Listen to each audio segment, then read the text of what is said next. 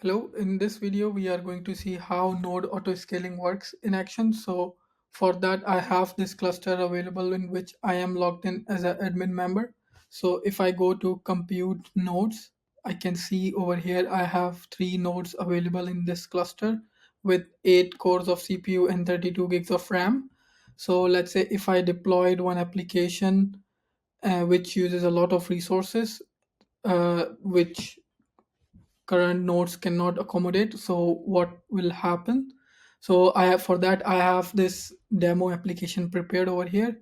If I going to start scaling this up, let's say I need 4 replicas, then let's see, the pod goes into pending state because the node does not have that much resources. So now I should be able to see the node should start scaling up over here, which will take a couple of minutes.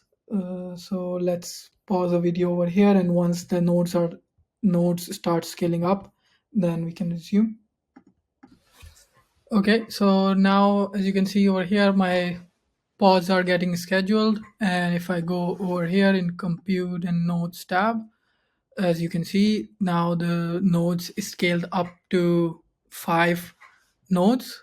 Earlier it was 3 to accommodate the load which gets created uh, through this deployment. And now as you can see my deployment is running and all the pods get scheduled.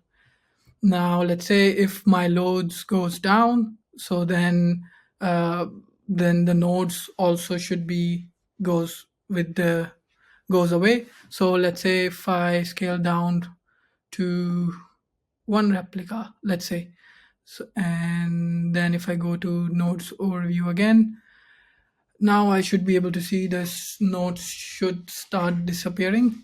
So let's wait for that, and once it's scaled down we can see the status again.